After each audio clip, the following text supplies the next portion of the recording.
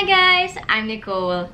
So today, magre-react tayo sa kay Justine na trailer na yung title ay This is just a figment of my imagination.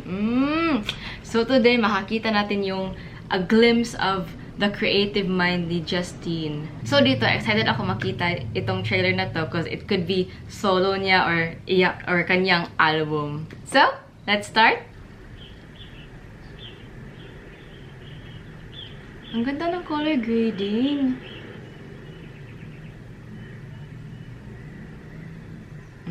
Si Justine nasa puno.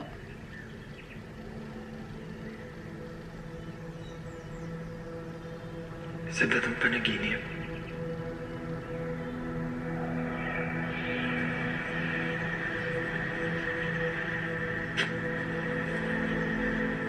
may nakapagsabi sa akin na madalas daw akong mamuhay sa sarili kong imahinasyon.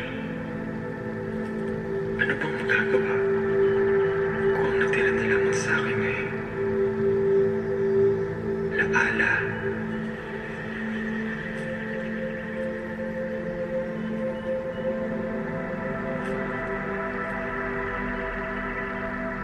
Pangako at buhay.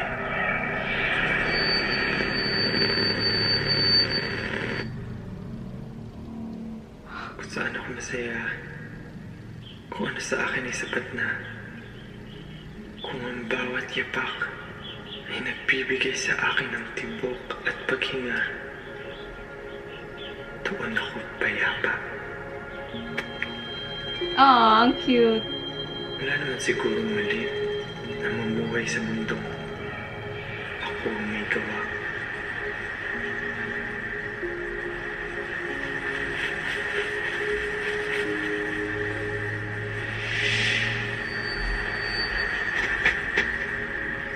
Ganda.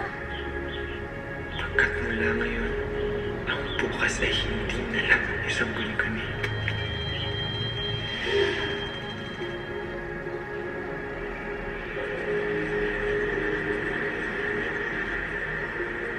Grabe yung visuals ni Justine. At dumating man ang panahon na hindi ko na alam kung ano tunay sa hindi.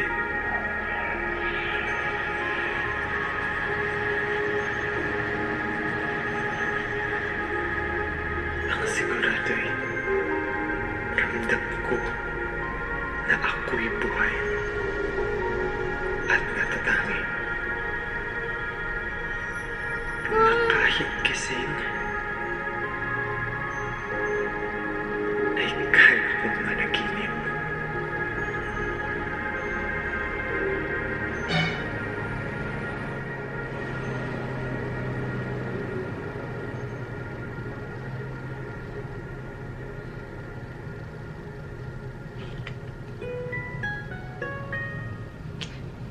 Surreal yung title.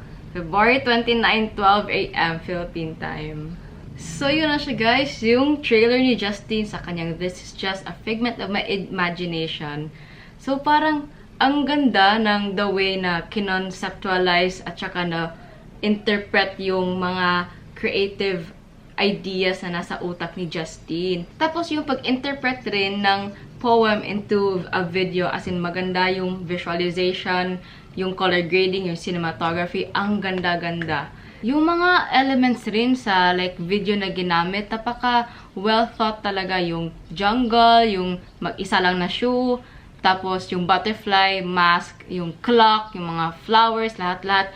Napakaganda ng pagka-incorporate sa video na to. So like, para sa akin yung sa interpretation ko, yung sa jungle na part, yung si Justine, di ba, nasa taas ng puno. Para siya nagsisignify na andyan na siya, nakatambay, like alone siya, walang bahay, ganon-ganon, stagnant lang sa life. Then later on, di ba, pinakita na may shoes, yung isa lang na pair, yung isang side lang ng shoes. So parang sinasabihan na isa lang yung shoe niya, hindi siya bumababa, hindi siya explore yung sa jungle na yun kasi 'di ba uncomfortable naman 'di ba na maglalakad na isa lang yung pair kasi masugatan ka, madapa ka, masaktan ka, 'di ba? Napaka-uncomfortable. But then, di ba, nakita natin may nag-land na butterfly sa nose si Justine. So yung butterfly, para siyang nagsisignify, nagsisimbolize na dream. Kasi nakita natin na dahil sa butterfly na yun, bumaba si Justine kahit wala siyang suot ng mga tsinelas or sapatos.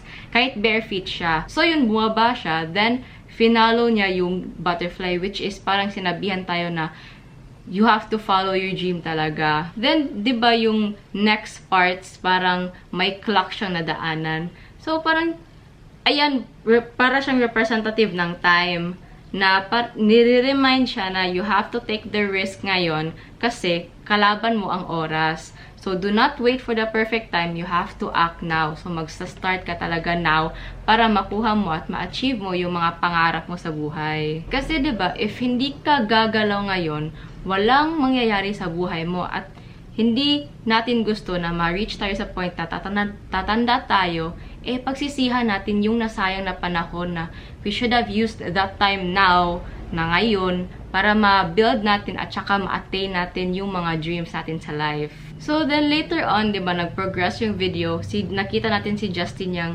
parang nagsuot, nakakita siya ng mask, then nagsuot ng mask.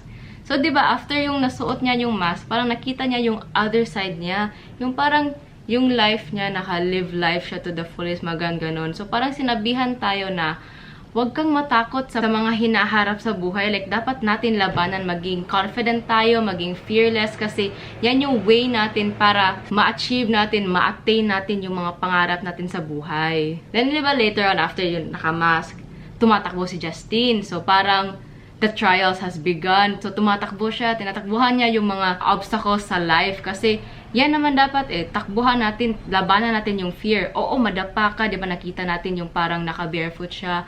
Then, parang nakita rin natin yung may na ganun siya na natapsingan, baka naanaan sa yung branch ng yung parang stem, parang nasugatan. Okay lang yan, madapa ka, masugatan, masaktan ka, okay lang yan. Kasi naman, in the end, ang chine-chase mo is yung pangarap mo, yung dreams mo. So, every time na magsa-struggle ka, bangon ka lang talaga at wag kang mag-give up. Then, later on, after niyang nilabanan yung mga fears niya, nakikita natin na nasa sa yung parang field ng blooming na flowers, diba? Yung parang nagbunga talaga yung mga efforts niya. Nakita natin, nag-travel siya sa abroad kasi nakapag snow angel dun sa snow, diba? Napakaganda. So, parang pinapakita sa atin na dahil sa na-overcome niya yung fear, he gets to live his life to the fullest, and parang dami niya talagang na-experience sa life, na meet na mga people. Then, sa bandang huli, yung sa part na parang bumalik siya, na may tent na, parang bumalik siya sa kanyang old place na nakapundar na siya, may bahay na siya. Then, makita natin sa likod yung parang nasa lines, naka-clip doon yung mga pictures. Parang ang dami na niyang na-achieve sa life, na-accomplish. Maraming memories na nangyari sa mga experiences niya, yung mga travels niya, yung mga nakahalubilo niya ng mga tao. Makikita dun sa likod na, he got to live his life to the fullest at na-attain niya talaga, na-achieve niya yung buhay na gusto niyang mangyari. So, may line doon na sinasabi na, dumating man ang panahon na hindi ko na alam kung ano ang tunay sa hindi.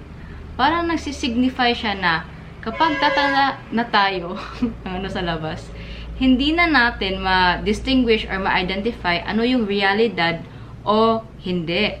So, magiging malilimutin na tayo at saka magsastop na tayo mangarap. Pero no regrets naman kasi we get to experience a lot of things, travel to places, maraming places, then meet a lot of people and get to live life to the fullest. So, yan yung mga lesson na mapupulot natin sa video na to. We only live once, let's live life to the fullest and follow our dreams. And the best time to start is now. So, let's take a step, guys, and do it.